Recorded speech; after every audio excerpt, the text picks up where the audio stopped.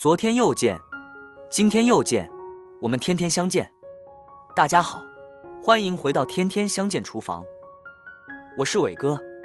今天用秋葵给大家分享一道非常好吃的做法，只需要在秋葵里面淋入3个鸡蛋，瞬间变成一道非常好吃的美食。这种做法好多人都没有吃过，甚至没有看过。今天我就把详细做法分享给大家，让你在家做出不一样的味道。接下来一起看一下我是怎样做的吧。首先准备1斤的秋葵，选择秋葵的时候要选择这种青颜色的，这种秋葵是最鲜嫩的，而且营养也非常的丰富。如果那种白颜色的秋葵就比较老。接下来往秋葵里面加入1勺普通的面粉，然后下手给它抓拌一下，抓拌均匀，让每一根秋葵都裹满1层面粉。面粉有很强的吸附性能，把秋葵表面的毛茸茸的东西给它吸附出来，而且清洗的非常的前劲。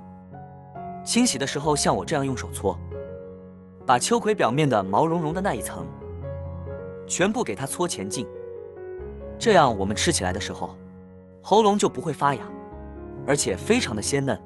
所以我们一定不要怕麻烦，要把每一只秋葵彻底给它清洗前劲，全部搓洗，像这样子就差不多了。然后往秋葵里面倒入1大碗清水，再次将秋葵给它清洗前劲。我们清洗的时候可以看得到，秋葵表面的那一层毛茸茸的东西，给它彻底的清洗前劲了。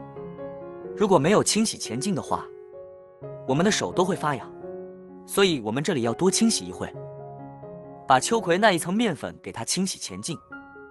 秋葵清洗2分钟过后，将它控水捞出来，放到另外一个大碗里面，再倒满1大碗清水，再次给它清洗一下，把秋葵清洗到水变得清澈为止。也可以用流动的清水清洗，那样也会清洗得非常的前劲。秋葵完全清洗前劲之后，将它控水捞出来，把它放到案板上，然后把秋葵的把切掉一点，不要因为它比较硬不好吃，切成像我们手中这样就可以了。然后装进一个大一点的碗中备用。接下来往秋葵里面加入1点食用油，用筷子将它搅拌一下，搅拌均匀，让秋葵裹满1层食用油。加点食用油能形成饱腹层，饱腹秋葵漂亮的颜色。全部搅拌均匀，像这样子就可以了。然后把它放到准备好的蒸锅里面，用筷子将它整理一下，将它整理平整。整理好之后再盖上盖子，水开后蒸2分钟左右。趁这个时间准备3个鸡蛋，1点点食用盐，往鸡蛋里面加入1点胡椒粉，先将鸡蛋入个底味，然后用筷子将它充分的搅拌均匀，把鸡蛋搅拌成鸡蛋液，最好是顺着同一个方向搅拌，这样搅拌会更均匀一些。搅拌均匀之后先放一盘备用。2分钟的时间到了，我们打开盖子看一下，现在我们秋葵已经蒸好了，这个颜色翠绿翠绿的，非常的漂亮。然后把秋葵用筷子将它夹出来，将秋葵放凉之后再切成薄片。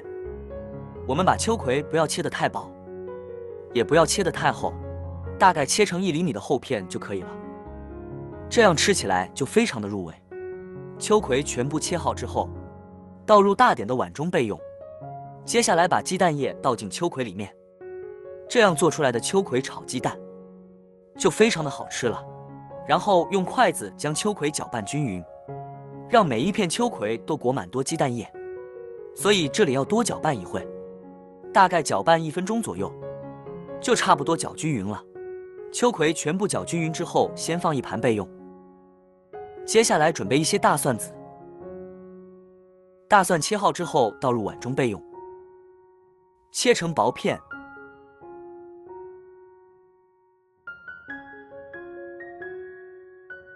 再准备1块生姜，切成薄片，再改刀切成姜丝，最后切成姜末。全部切好之后和蒜末放在一起。准备几个小米椒，把它切成小圈。切好之后也和蒜末放在一起。准备一把小葱，把它切成葱段。切好之后倒入碗中备用。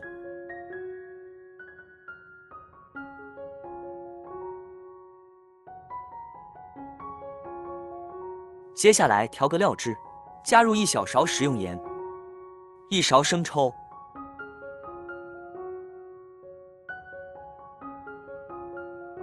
，1小勺鸡精，1小勺香醋，不喜欢吃的也可以不放。少量的胡椒粉，最后再来1勺玉米淀粉，倒满1小碗清水。用勺子将它搅拌一下，搅拌均匀。提前调个料汁是为了炒菜节省时间。搅拌均匀之后，先放一盘备用。起锅加入少量的食用油，油热之后把秋葵放入锅中，开成小火。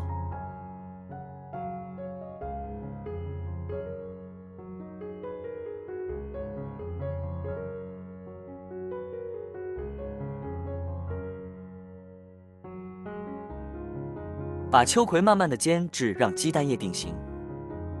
朋友们，视频你都看到这里了，如果我的视频对你有帮助的话，就伸出您发财的小手给我点个赞呗。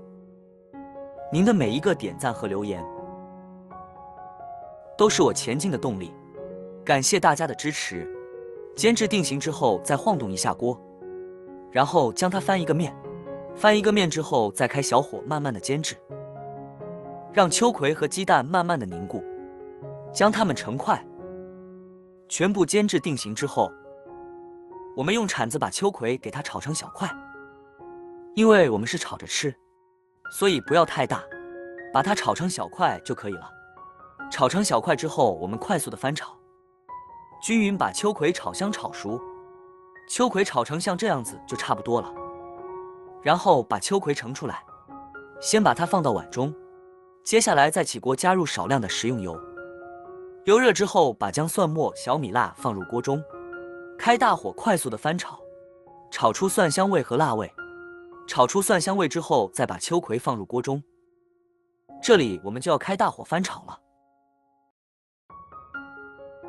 把秋葵炒至入味，秋葵翻炒均匀之后，再把调好的料汁也加进来。继续快速的翻炒几下，大概不要炒得太久，把所有的调料炒至均匀，让秋葵炒至入味。